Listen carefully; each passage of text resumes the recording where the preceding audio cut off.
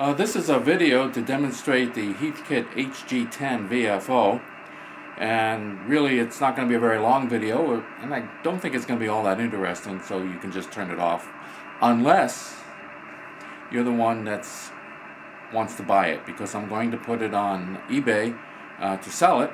And one of the things I like to do when I'm selling a piece of equipment on eBay is show it that it works, because many of the pieces of ham equipment that are sold on eBay, the person usually says haven't turned it on in 45,000 years, or haven't tested, or don't have the means to test it. They say many of those things. Well, I do have the means to test it. Here's the HG-10. I do have a DX40. I do want to sell that, but it's not quite ready yet to sell. It works fine, except for I'm having a little problem getting modulation on it, but the carrier on CW works fine, but I'm going to work on that, and we'll put that up for sale at a later time. So let's take a look at the Heathkit HG-10.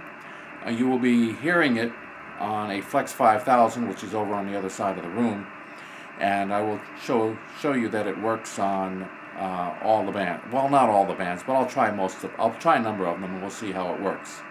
So let's take a look at the Heathkit HG-10 VFO, which I'd like to sell. Okay, got a nice close-up. I'm going to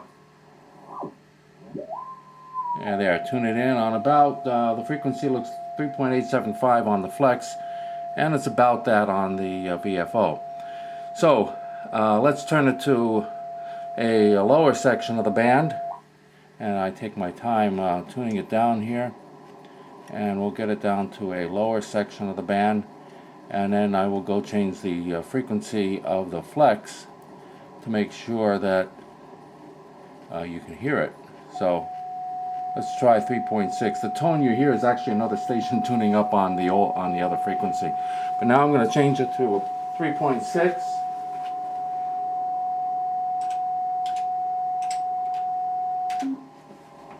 Okay,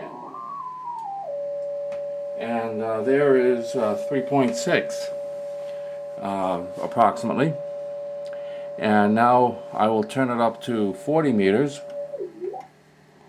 and we'll try 7.1.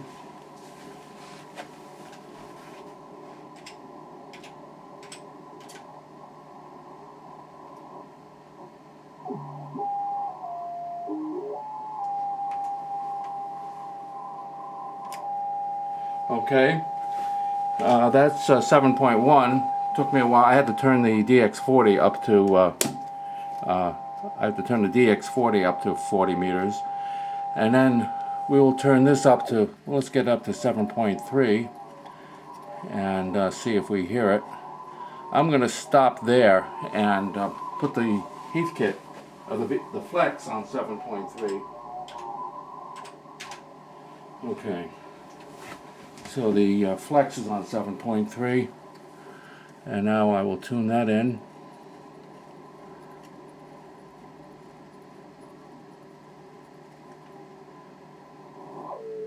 Okay, not perfectly aligned, but it's pretty close. It's not that far off.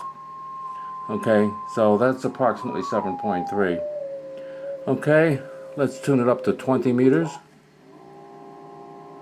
Okay, and I should change the Heathkit VFO to 20 meters, and I better bring it down close to the band here, and we'll see what we have is 14.3. Let me go over to the Flex and put it on 20 meters.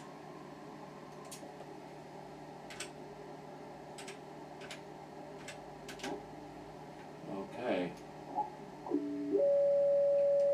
Okay, it's a little off. It's about 14.29 on the Flex, but it's a little bit off. But you know, when it travels by mail, you may have to do a little bit of adjusting, but it should be okay. Well, actually, it's not that. It's a little bit off. Let's go down to the other part of the band, 14.1, and I will put the. Let's go down to 14.0. I mean, let's go to the other end of the band. 14. That's almost 14.0, and I will turn the Flex to 14.0, And okay, and there it is. And that's almost right on. It's reading 13.997. Okay. I don't feel like doing all the bands, so I'll just skip up to 10 meters here. Okay, there's 28.0. And let me turn the DX40 up to that band. Let's see how we do. DX40 is not seeing too much on 10. So I'm not so sure the DX40 has never worked on 10 too well.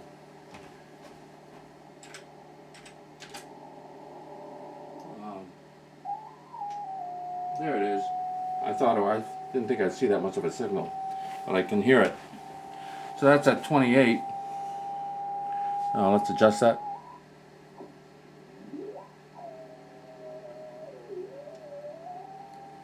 Okay. And that's, I didn't even tune the DX. Well, the DX4, I'm not going to tune it. I just have it on tune. Gee, I could put it on carrier. You'd hear it a lot better. Well, I really have to tune it up on that band. It's not ready.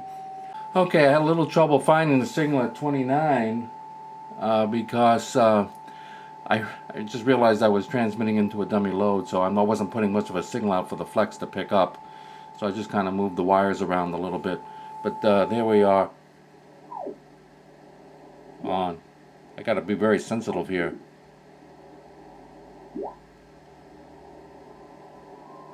There we go. I'm moving very slowly. There we go. And that's 29. So you've seen every band but 15. Well, as long as I'm here, let's put it down to 15 meters, and I'll just give you one check at about 21.4. Let's see what I can find out on 21.4.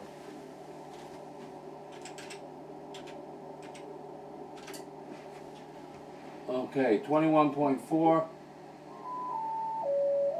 It's pretty close. It's around 21.385. It's a little off. Or I could be reading the dial a little off too. So there we go. There we go. So that's the Heathkit HG-10B working. And I hope you're interested in buying the VFO. I'm sure through shipping, things a little vibration, the frequencies may change, but I did calibrate it, and sometimes you put the cover back on, things change a little bit. So there we go. In fact, it just drifted off a little bit. There we go. There we go.